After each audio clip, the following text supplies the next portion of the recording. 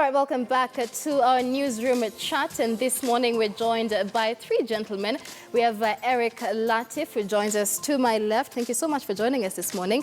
We also have Henry Njagi, an editor at The Standard. Thank you so much for joining us this morning. And of course, we have Patrick Gadara, a cartoonist at The Standard as well. Thank you so much for joining us, guys. So there's a lot going on this week and this morning. Let's begin with NASA.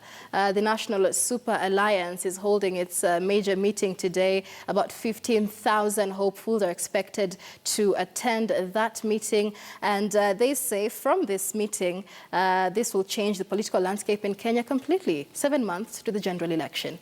Eric, what are you expecting today? You know, when people come together and they form an alliance like this, it's a wait and see. It's a wait and see to see what exactly do they stand for, who are they bringing on board, what are they going to... it doesn't really matter what they say that they want to do for the country, because we clearly know each of them what they stand for and what they'd like to say for the country. It's how much of unity. NASA is all about uniting the opposition. Are they going to get united? It's a wait and see. It's a wait and see. All right, Eric. I mean, sorry, I beg your pardon. What I'm expecting is for the parties to declare whether they are going to unite. I don't expect they will give us their lineup today, because they have their tray full on issues that they need to tell the country what they are going to do. It's the period where the politicians, and especially the aspirants, need to give people a reason to vote for them and to support them in these remaining 7 months. So what we expect today is they will be telling us the way forward on the key issues that touch on elections before they come back and tell us who the key leaders will be. And of course, Patrick, they'll have a meeting. I understand that the core principals, as well as Musalia Mudavadi, will hold a separate meeting where they will be discussing some of the issues. Of course, the election laws will take center stage. What are you expecting from that meeting today? Well, I think the biggest issue at the moment, at least for them, is going to be the election amendments law and how they're going to respond to that. We know they're all opposed to it to a large extent. It's going to be driving their united campaign, if that's what it turns out to be. So I think for me, that's what I'm going to be watching out for. But also, I think going forward, I mean, we've seen this before of opposition trying to unite. Doesn't always work.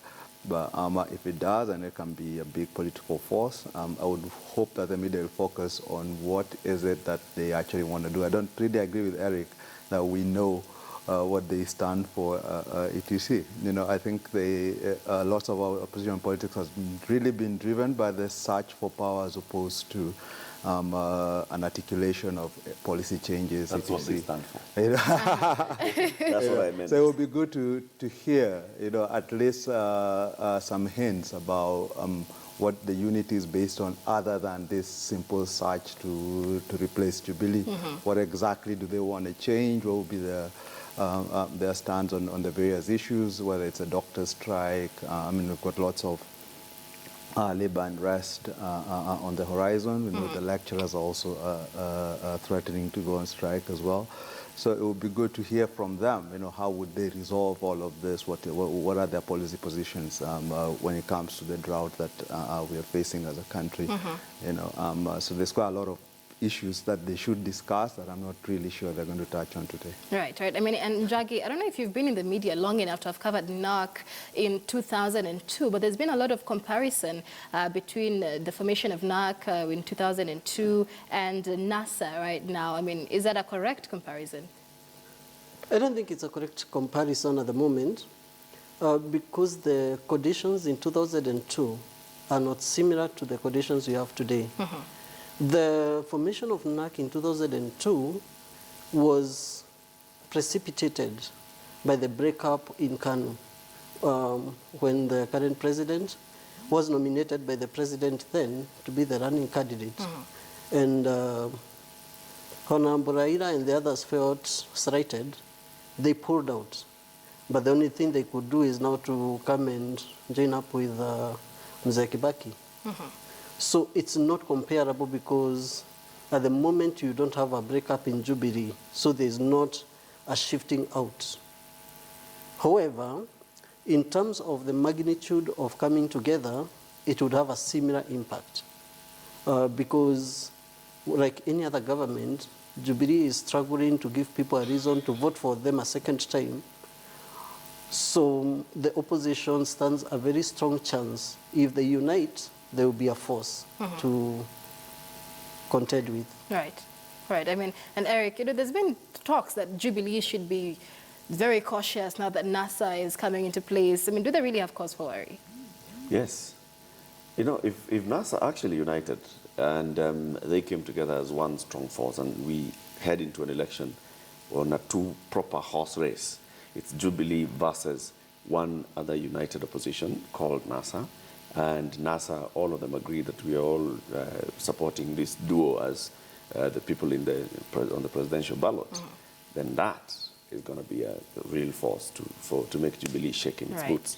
The thing is, it's about coming together to get Jubilee out of power and to come together to get into power. It's all about power sharing and who plays what role in a government should they form one. It's about MOUs at this point. I remember Musalia Mudavadi has been played before, not so long ago. So he must be very skeptical. So he's coming in as the leader of this, saying, I hope they are not demons. Once beaten, twice shy. The fact is they've all been played. They've all been played. And they've played one another, to be quite honest. I mean, you remember Kalonzo and his MOU with Raila, Right. Yes. which replicates. So, I mean, Raila essentially did to Kalonzo what Kibaki had done to him before. So, again, I think this is pretty much sort of like a running theme, if you will, in Kenyan politics, where they wait till the last minute and then try to cobble together a quick coalition simply to get power without much thought about what happens afterward. And I think when it comes to things like MOUs and stuff, people really need to be a bit careful about the arrangements they get into. One of the things that, for me, is a bit concerning is the noises they've made before about what an opposition, a government by, it wasn't called NASA then, but when they were talking of getting together, and they were saying they need to change the constitution to introduce positions such as prime ministers, deputy prime ministers, and whether we will end up in a situation where it's all about divvying up positions, creating new positions, which costs us but doesn't necessarily deliver good governance or the sorts of policies that as Kenyans we would want. I mean, because I remember that structure was in the Star a while back. It had like, what, 3 deputy presidents, or it deputy prime ministers, like 4 deputy prime ministers. It's trying to accommodate all these big names. Yeah. And that's where the problem, I think, is going to be even for NASA. When you're saying that you want to unite as one force, you're uniting as one force to remove Jubilee from power, not necessarily giving much thought on how you're going to govern. Right. So we'll have a sliced bread if NASA wins. It's a sliced bread government, not even Nusum Kati. This is just going to be sliced bread. Right. So everybody has their own piece, out of the whole loaf. And like Azara is saying, if they don't come together, and I don't see it. I don't see any of them playing with all their cards on the table. They'll come together, they'll say, the first and foremost thing is how do we get Uhuru and Ruto out? How do we get them out? So I will bring in my votes, I will support you, I'll agree, yes, I'll say yes, but what am I going to get out of it? So it's all about them as a person, as individuals, not even about policy. And that's what I was saying. We know what they stand for. They stand for, I want to get into power. Right. Now, what do they want to do as a NASA government? They're not going to discuss it today. If you watch today, what they're going to be talking about is, Jubilee has failed, Jubilee has failed, Jubilee has removed security for governor, Jubilee has allowed doctors to go on strike, Jubilee has everything that Jubilee has done. That's what's going to be talked about today. Right. And we are going to make sure that Jubilee goes home because Jubilee has failed. They're not going to say, this is what we'd like to do as a united front, as a united force that forms the next government. This is what our government will do, not now. I also think that one of the things that we really need to be conscious about is the structure between now and the election time in terms of both the laws and how they would want to see it go forward. I would want them to articulate, we know there are many problems with the electoral system, as it stands. So between now and August, what is actually possible to do? What would they be pushing for to change? So not just to say we are rejecting laws, but what actual sorts of changes would we want to see? We've seen the vetting, for example, for the whole for the newly nominated IBC commissioners has started, but you hear the content of what's being asked, and even the answers being given. Yesterday it was a bit of a joke, and that's my point. I think they need to be much more serious about solving problems rather than simply making noise about them. They've got to come out and say, well, this is how we envision it going. This is the sorts of changes we would want to see. And then what's our process for actually achieving those changes, given that Jubilee has its overriding majority? I don't think, I don't fully agree that the thing we expect them to talk today is about structures. Because what the opposition team needs to do today, when they bring together the aspirants, is to give people a reason to vote for them. And I agree with Eric that they will be telling people the failures of Jubilee, but they'll also be making promises of what they would do differently, not structurally, in detail, but in brief. But when it comes to the coming together, I think they will form the opposition unity. I think it will come to pass. Because when you take the key leaders in all these opposition parties, each of them knows their strength. And each of them knows the scope of their influence around the country. But none of them can stand today and say, I can only go this far. Because that will kill their base. So they have to keep on maintaining that front that I am a national material, I am a national leader, even where you know that your influence doesn't go beyond the party, you will maintain that face. Because then you need the influence. So that when the opposition parties come together and it's time to agree on who can hold which position, you are able to get a position that you negotiate for. You don't just get a position because you made noise. You negotiate, and negotiation on those tables is usually on the basis of votes, how many you can deliver. And the moment you declare that I am willing to be subservient to candidate X, you lose your own base to whoever else shows that they can be on top. So we can expect the bravado to continue for a little while until they finally announce who is going to be the presidential candidate. And once they do that, this plethora of the other positions they were talking about will not come to pass. Right. I mean, and Latif had something to say about that as well, but are we expecting a fallout in the process of picking a flag bearer for the opposition as well? Because like you mentioned, several people have signed MOUs, so which ones are, how many of them are going to be willing to put those MOUs down and say, it's okay, I'm going to be subservient to so and so?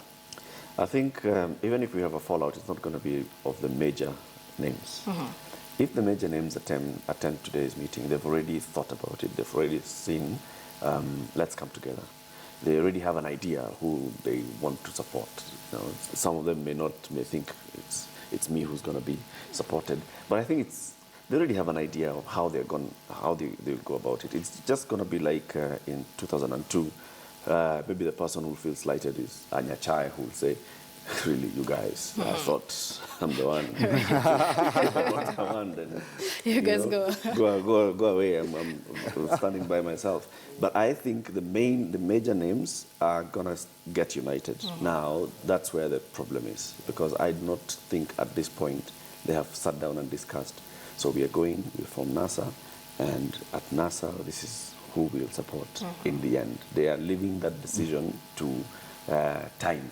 I think. Yeah, time Yeah, will tell. I mean, we already have a situation where within CORD itself, I mean, they couldn't agree who would be, and now you've got many more fingers in this Exactly, pie. right. You know, so I think for me, 2002 might be a bit of a stretch to compare it with. I think we're probably back to 1997, you know, where you've still got basically a split opposition, and I think 7 months is quite a long time for things to happen. If you remember in our history, all these coalitions are cobbled up at the very last minute, you know, right. 2-3 months to the election. You know. So I imagine that whatever they agree today is going to be a bit iffy, you know, and it's going to be a test. I mean, there's going to be a test between now and maybe, I would say, March, April, to see whether if they do actually say we are coming together, they can actually articulate it, or they can actually keep it together. And don't forget, you'll be having Jubilee guys trying to poach off people here and there, promising them things, goodies here and there, to try to get them out of this thing. And traditionally, that has been quite effective. We used it very effectively.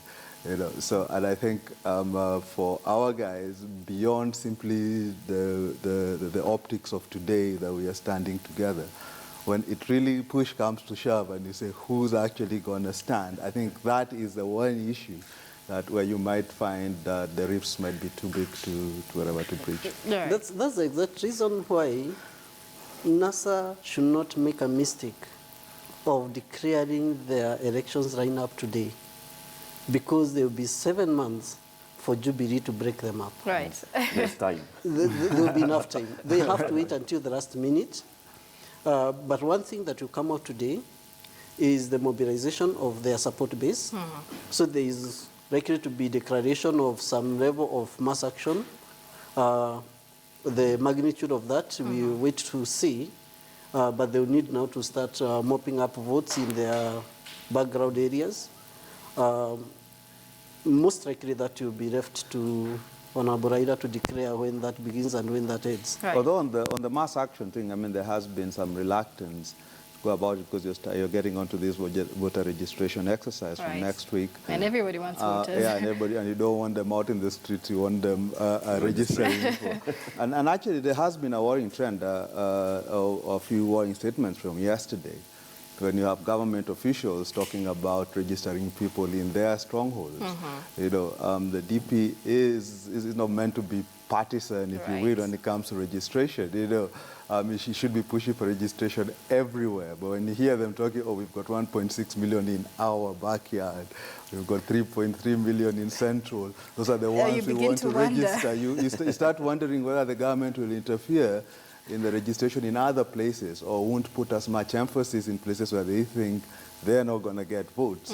You know, and that's why it's very important to put in place, you know, from the very beginning, an impartial system that can actually go out and register everybody, as opposed to simply concentrating. And this has been an accusation in past elections, that certain places have been favored, that they've been able to register more people rather than in other places. And I do want to hear from NASA what then they would be doing to try and counter this, to ensure that every Kenyan everywhere has an equal chance to actually register. That segues well into what you had actually raised earlier, the issue of the electoral system. And, you know, it's a conversation that we keep having all the time.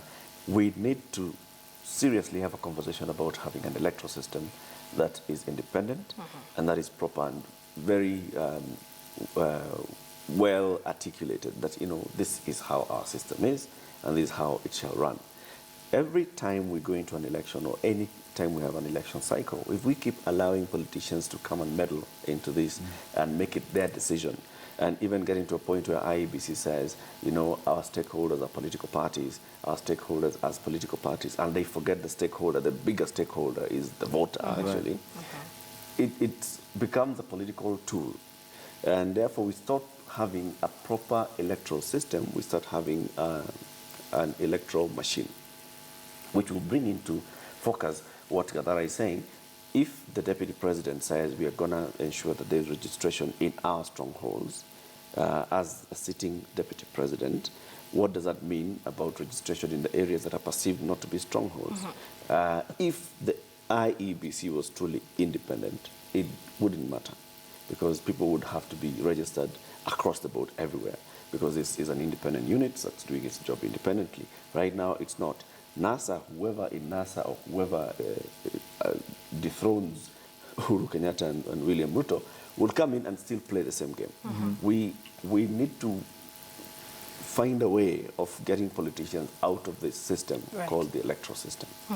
Another challenge currently facing IEBC is that the current CEO may not be able to speak much, because the moment the DP talked about registering voters in the Jubilee zones, there should have been a rebuttal from IEBC to say, no, we are registering voters everywhere, if that is what they intend to do, unless they intend to play that game of favoring some areas. We can just hope that this vetting ends well, and next week Parliament gives us some commissioners, because then we can start putting the chairman under pressure to speak, because Chiromba may say his work is to do the technical thing and leave the chairman to talk, and Isaac can't talk much because of the current status. Right. So we hope that the IEBC, even if now Chiromba can't talk, but he should be able to issue statement and make communication that makes it clear that they intend to register voters in everywhere. all parts of the country. One of my wild dreams would have been that IEBC has a representation in Bomas today, so that they can reassure the opposition team as they meet, this is how we plan to register voters, so that you don't feel disenfranchised in your areas. And let's talk about focus more on the election laws that have been passed, that are now law. And there's been a lot of criticism directed towards the media. Let's talk to you, Patrick, that especially by Jubilee, that the media was not very black and white in covering this whole electronic versus manual issue. Are you satisfied in the manner in which this was covered by the media? No, I'm not. I think there was much confusion generated. I think Jubilee is a bit disingenuous when it blames the media, because it and I think also the opposition played a huge part in essentially confusing the issues as opposed to explaining them. Right. And I think we got stuck in this discussion of whether it's electronic or manual, when the system we actually have as components of both. And instead of actually focusing, because this whole discussion is being made without benefit of having audited the elections and then knowing the electoral system and then knowing these are the problems we have, so then let us solve those.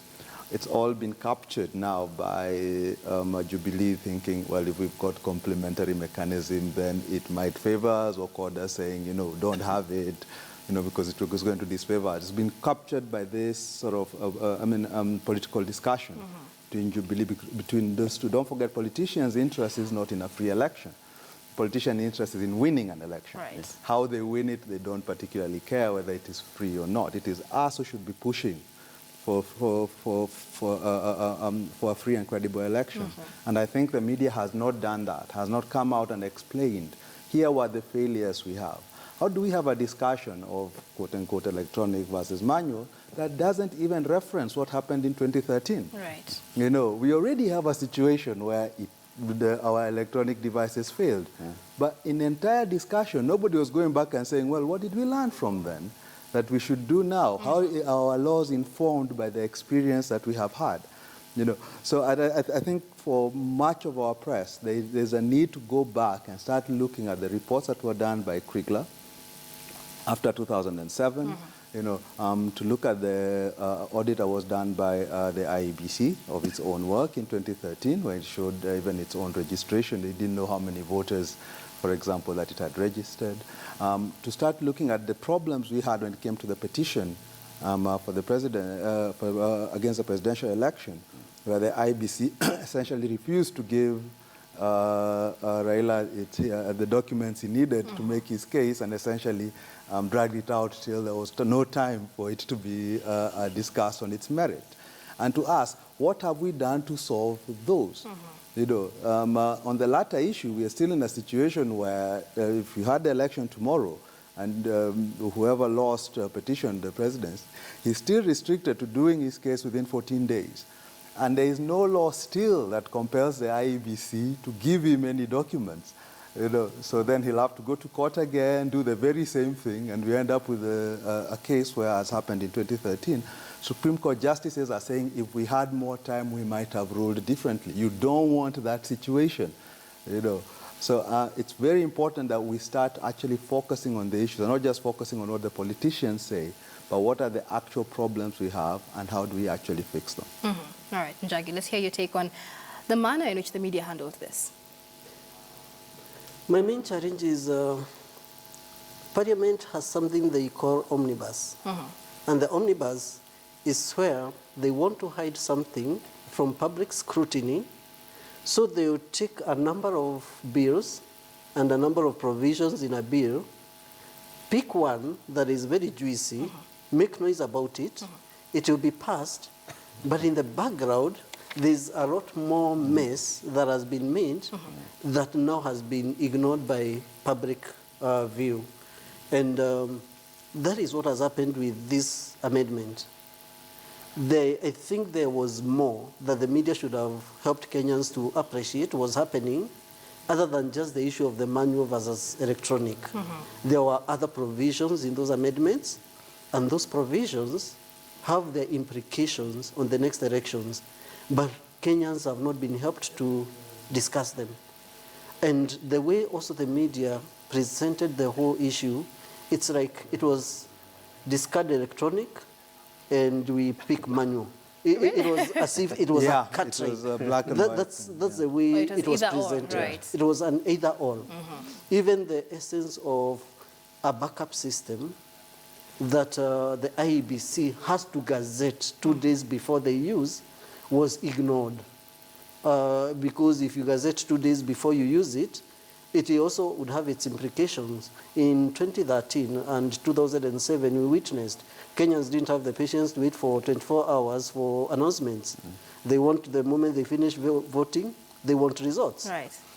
So if IEBC has to use the manual system and they have to gazette it, I think 2 days before, you find they would also be fixed to have to gazette it before the voting day.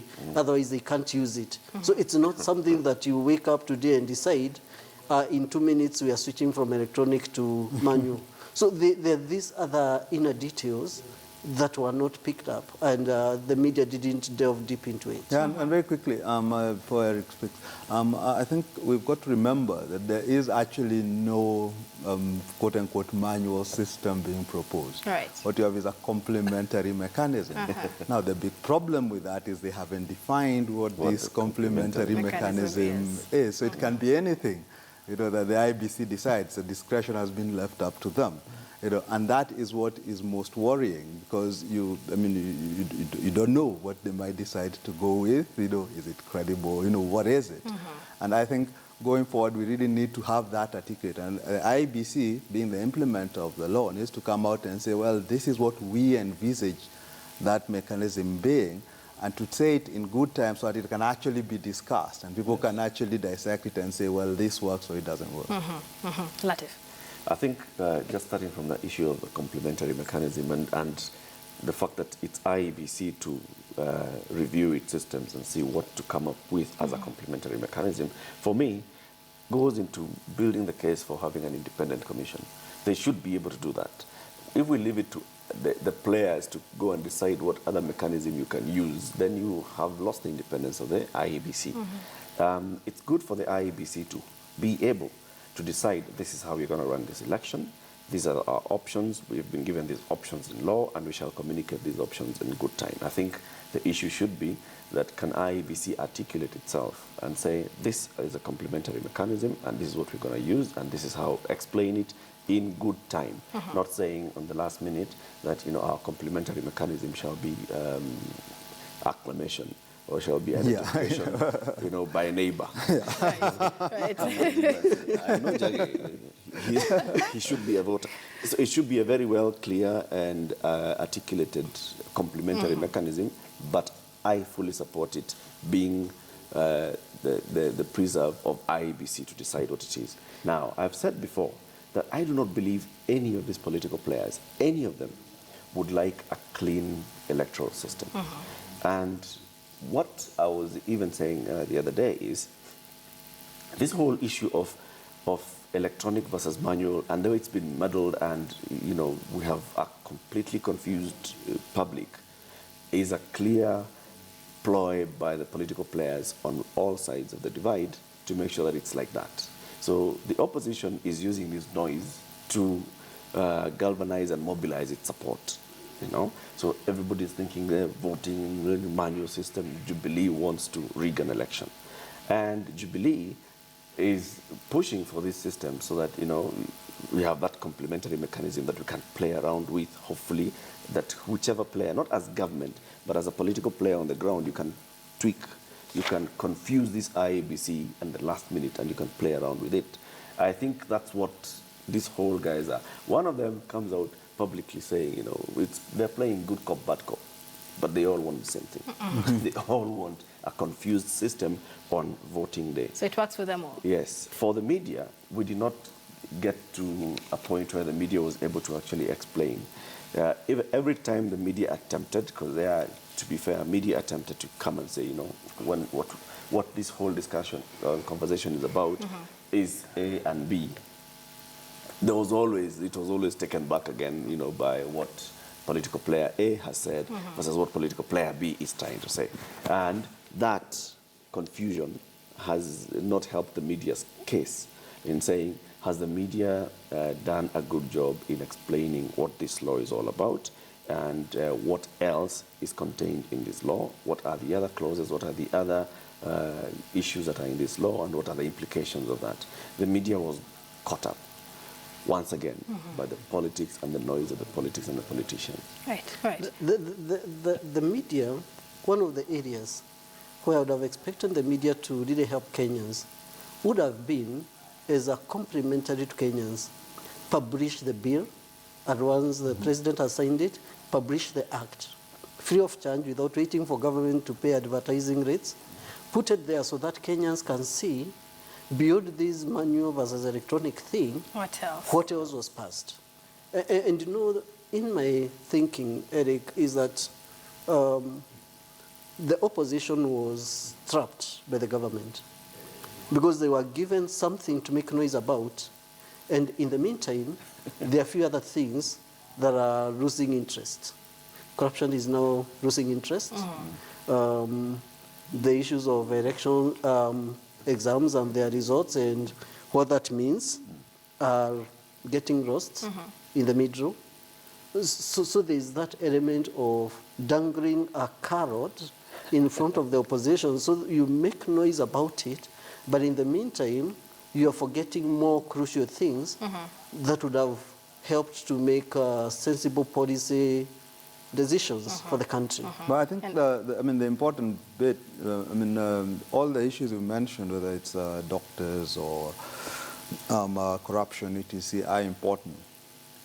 But I think when it comes where the government has really been successful is in reducing the discussion of the problems within the electoral system to simply that between electronic and manual. You know, so that we have forgotten that there are many more issues with many more problems with that system and its ability to actually deliver a credible outcome. If you remember what SK said, SK Macharia, that since 1992, it's only one election where the presidency has been delivered to the person who actually got the most votes. That should have stopped everybody. You know, that should have said, well, stop then. Why is it that we have that? You know, we've had, I think, 5 elections since. Only one has actually delivered a credible outcome. You're right, because no one really took but that. Yeah, what the media did was to say, instead of looking at it as 5 elections, he's now reviving the 2007 debate. Right. You know, so again, we got caught up with the politics of things. You know, does this help Raila? Does it not help? You need to see what does it say about him. Instead of us saying, it says something about the electoral system itself. And let's go back and start reading the reports we all have. Let's look at the changes we've made so far. And I'll give you an example. I mean, look at the IEBC vetting that's going on. If you ask how these commissioners actually got to be nominated, you know, and all the shenanigans we've heard about them not being the people who scored the most. And then also at the very beginning, when they shortlisted people, you know, they cut it down from a list of 750 people to 30 guys. And they've never said on what basis they did this, who was eliminated, who was it. You know, and as I've been saying, they need to publish all the minutes of their decisions. Let us see, this is why you decided on those 30 and kicked out these 720. And then of those 30, this is how you decided on the nominees that you sent to the president. Right. You know, you only do that by being transparent. And I think the Constitution requires a transparent election. You cannot have it using an opaque body that has been appointed through opaque means. So we've got to insist that the problem is the system itself, you know, across the board. Let's identify where those issues are, and let's insist paramount on transparency at every point of that system, so that everybody can see this is why decisions are made, so that we don't have the same issues when it goes back, I mean, after the election, people complaining, you know, that we were done under here. Right. And let's talk about some of those things that we may forget in this whole electronic versus manual debate. And one of them is the doctors' strike. And now we've had arrest warrants issued to officials of the doctors' union. About 7 of them are now facing arrest. And Eric, this is because, of course, the government decided, no, the High Court rather decided that this strike was illegal and that all doctors had to go back to work by Monday this week, something they did not do. But was it right? You know, many feel this is a way to bulldoze and bully the doctors to going back to work, an arrest warrant. You know, if the court had said, no, do not arrest them, let them go on strike, we would not be saying, look, when it happens at the judiciary, let's give it the benefit of doubt. Right. That the judge looked at the merits, you know, the court looked at the merits and the merits of what was before it and said, I had told you guys, you have not followed procedure in calling the strike or in going on strike, and you did not listen to me, so I say, I used my powers to say get arrested. That, let's leave it. Let's look at the issue of the doctors' strike and why they're still on strike and why the talks in State House Mombasa and the talks at Afi House and all these other places are collapsing. It's, the doctors are for once, you know, holding their ground. I don't know for how long. It's been what, 38 days, almost 40 days now. They're holding their ground. And they're holding their ground for a conversation that they say we must have that conversation. And I think for me the bigger conversation has always been the status of our healthcare and how we fund it, how we run it, how we manage it as a whole. It's not the issue of paying doctors 300% versus 100% versus 40% pay increase.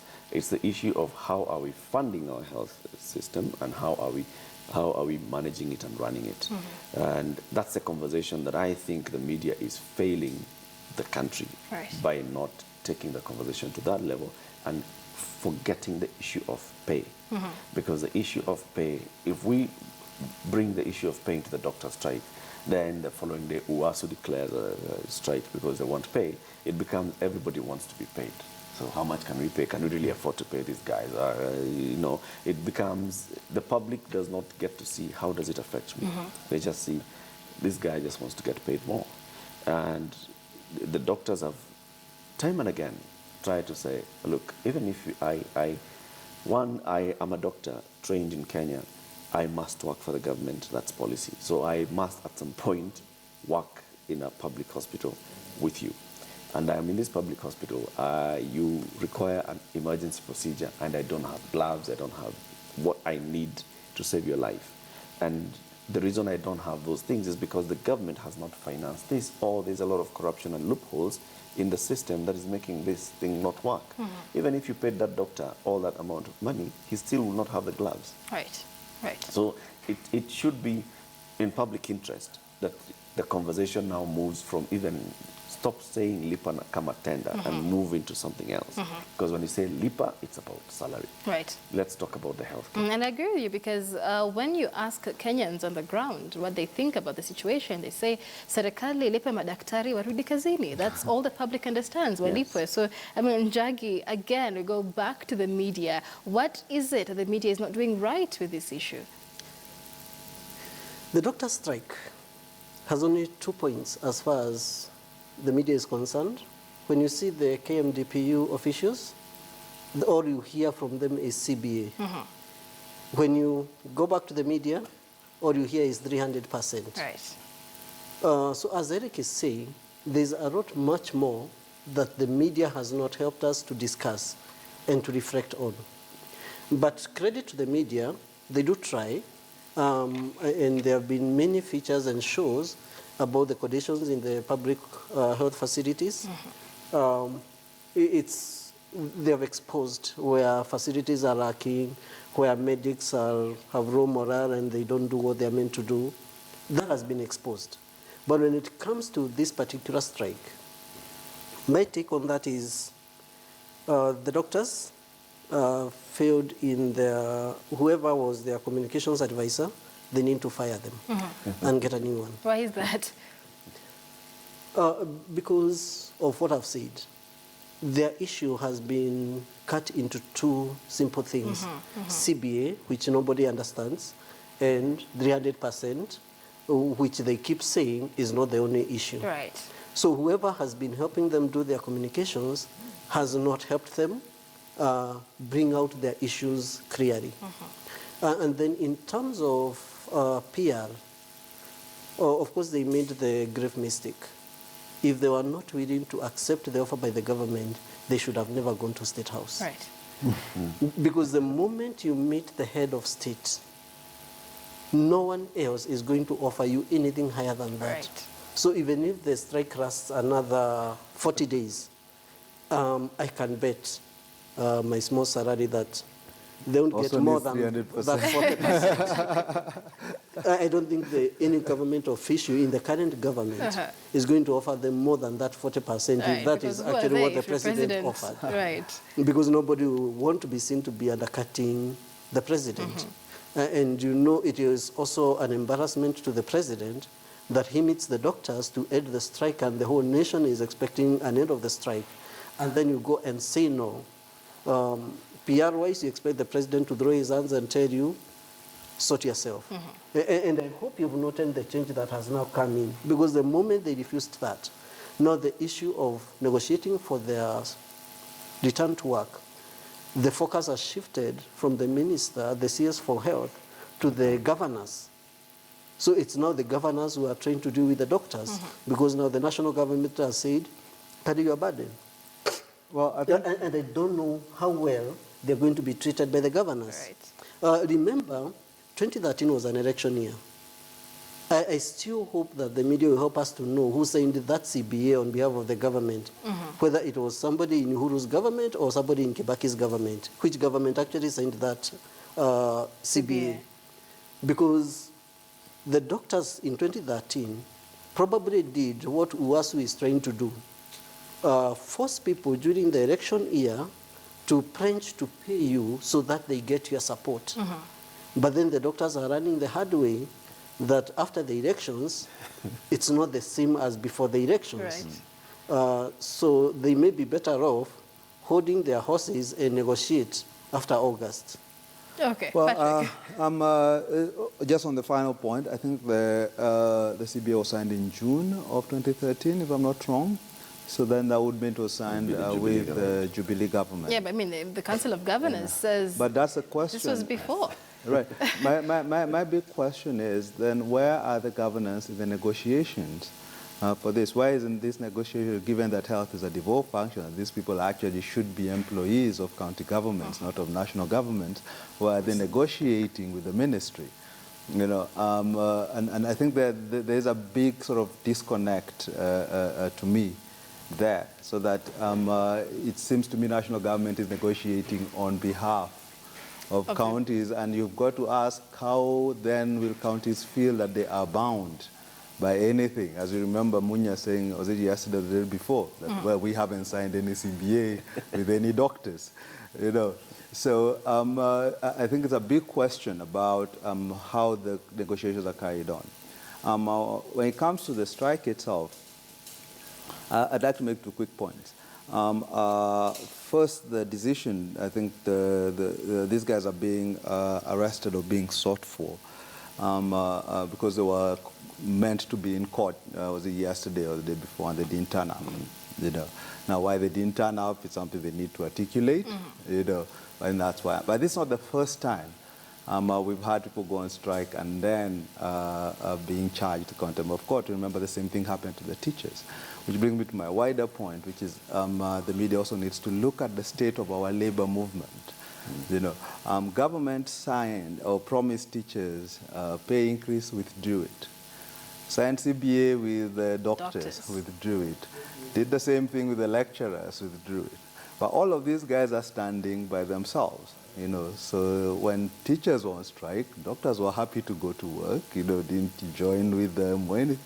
When the same thing happened to them, now teachers are celebrating a CBA that they have, you know, and are ignoring what's happening to the doctors, you know. And there's asking, so it's a very atomized movement. And I think we need to go back and start asking, you know, what happened to our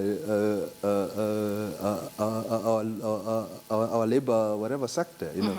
Why is it that they cannot come together and support one another so that government cannot sort of play them off, you know, one by one? They can actually stand. Because I think had doctors stood with teachers in 2013, they probably wouldn't have the same problem they are having you know, today. you learn from one's mistakes. You know, precisely. And government would know you're not just facing a few doctors, you're facing the entire labor movement. And if we look at how it has been progressively cut out, as in, undermined, you know, we are now very much with Jubilee in a very pro-capitalist, very neoliberal administration, you know, and you hear them talking about privatizing everything, you know, and there's this fear that even our health, you know, is going the same way. Yesterday, I was really listening to the head of the KPMG saying how a lot of the resources that we pay for NHIF get spent by whatever private hospitals that are treating only 1% of the population. Yeah. You know, these are questions we need to ask, you know, ourselves about the structures, Eric had said, of the health system, but also where is a place for workers in discussing policy issues and not only restricting their participation to demanding more pay, signing CBA, CTC, which it seems to me is what our unions have been reduced to, you know. But they should be coming up with ideas about how the taxes that their own members pay, you know, need to be better managed to actually deliver on proper health systems, for example, or proper education systems for everybody. And it goes beyond just KMPDU. Think of NAT the other day talking about let's have an audit of the exam because many people failed. You know, well, I'm saying, well, shouldn't you be auditing the entire education system? You know, that is what is failing. Right. You know, it's not just that people got Ds that's a problem. It's why they are getting those Ds. Yes. Why, if you look at the reports by WES or ETC, they are saying you've got class 8 students who cannot do class 2 maths. Right. You know, so this is not just about pay. It shouldn't be just about pay. You know, and when we reduce it, all the issues to just pay, or it's just exams, or it's just this or the other, you know, we've missed the wider picture, which is the entire system is rotten. It needs to be looked at and fixed. Yeah. But the teachers never actually talk about the system. Teachers always want to pay. And Sossion is very clear. Ile kitu iko kwa mfuko. That's what yeah, you know. And even now, as Sossion is complaining, and Gathara has actually done well to bring this up, is complaining about last year's exams that people got D's because somebody was in Alliance and they did not get right, you know, because we expect Alliance to have an A. Yeah.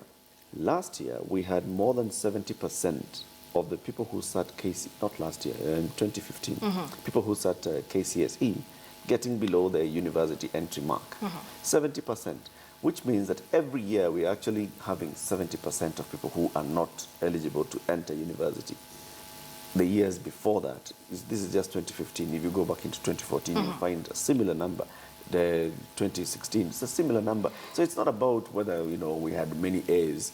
It's how many below C minuses do we have, and why? Why is it that we know we are training people who have passed standard 8 and have gone into Form 1, Form 2, Form 3, Form 4? They are examined, and they're examined and they do not get the pass mark. Such a high percentage. 12 years of school. Yes, why? Why is that? Isn't that something that should worry us? And are we saying that, no, we are saying that these people cannot get into university in Kenya, they cannot get into university abroad. You do not qualify to enter university. It's not that the universities are few. and you know, many of you, so you just didn't get a place in university because it was competitive. No, you didn't get the pass mark Right. at all. Really, But even the whole thing with the pass mark and this idea that if you fail one exam, your then sort of your education stops, you know, which is what Matiang'i is pushing. You know, it's really bad. If you read the Koech report of 1998, you know, it spoke of a totally integrated system. It's called totally integrated quality education and training. That's what they were proposing, yes. Which, don't forget, by the way, Kalonzo was Minister of Education when that report was presented, and he said it was too expensive to implement. Well, ignorance is much more expensive. Right. You know, and what Koech, one of the things that Koech was recommending was don't have these cutoffs where you keep dropping people. You know, integrate your system. So if people drop off at fourth form, you know, they can't get into university. There are other ways of bridging and getting them there. You know, you can train, because just the fact that they failed that one exam doesn't mean they're totally incompetent. Right. I remember in my year when I was doing fourth form, lots of the guys who got D's ended up going to the US, getting university degrees, coming back. In fact, they say nowadays the A's and the B's work for the D's and the E's. Right, you know, so it's not that mean that they're incompetent, you know, and we can find ways for them so that they don't get discarded by the system. And another thing that Koech actually recommended is have 12 years of straight, thing is, without a major exam in between where you cut off people, train people, and then concentrate on the quality of education. What we have done is concentrate more on cost. So we've said, let's make it free, at least at the point of delivery, you know. But FPE is so bad that even poor guys are pulling their kids out of free primary education and putting them into private school, you know, because we have implemented, the manner in which we've implemented it has been as a political gimmick. Yeah. Just the same way we did with 844. It was implemented as Moi's big political thing, you know, without much thought about how it works. So FPE has ended up essentially destroying schooling. And what was the solution? Kalonzo says, well, actually, let's have now free secondary education. You do the same thing there. Then everybody starts saying, no, now let's make university education free. It's not the free thing that's important, you know. It's good to have free education, but if it is not free quality education, nobody wants it. You know, because in the end, you know, the question is whether your kids are being schooled. And as we have seen with our results from KCSE, with actually the surveys that have been done of students in schools, they are not learning. They are not being taught. The absenteeism rate, for example, for teachers, you know, is somewhere in the region of 50%, which means 50% of the time the teachers are not in class. They are outside doing something else. You know, if you look at the ratios of students to teachers, you know, FPE destroyed that, you know, because we introduced it at a time we had a freeze on employing teachers. So 1 million kids came in, but there wasn't a concurrent increase in teachers and in schools. So we've got to start thinking of it systematically and to start asking, how do we improve quality within the education system? How do we catch the people who drop out, you know, whether it's at class 8 or at fourth form, etc. But we don't have a situation where only, I think it's less than 10% of people who start at primary school level who actually end up at university. And we never ask what happens to this 90% of guys. We keep asking why is the rate of crime so high precisely. and whatnot. But I mean, Eric did bring something interesting, that every year we have had thousands of students fall below the pass mark. That means they do not make it into university. But many times, Eric, they do make it into university. And this is what Matiang'i is trying to crack down on. Njagi, what does this mean, though, for those who've gotten their degrees, who are below that pass mark? My first challenge to Kenya as a country is that we need to do what the NCCK did in 1968 or 67, thereabouts. They did a study where they asked, after school, what? And in that study, they were saying, what happens to children after primary school? Because that was where the cutoff was, and kids were dropping off. And to out of that is where the churches introduced the concept of the village polytechnics. Yeah. And those became the bridge because they said the children who are dropping out of school, not progressing to university, can go to the village polytechnics and do courses that enable them to do livelihoods. And that's what we need to do. We need to go back and ask ourselves, when half of the children who do class 8 don't progress to secondary school, where do they go? They do, yeah. Beyond becoming house girls and house boys and parking boys. What else can we do with them? Yeah, but finally, I mean, very quickly on the village polytechnics, All right. you need to integrate those with the university system so that they will become another alternate Yes. pathway for people who want to get to university. They can go through that. So you don't just say that is a dead end by itself. Yeah. And you don't You can treat a still guy make who's it. going to fourth form, going to polytechnic, As that and then end. coming back to the system is told he start at first year as if he's just cleared fourth form. You know. So you need to integrate, and that's a modular learning concept again recommended by the Quest. All right, gentlemen.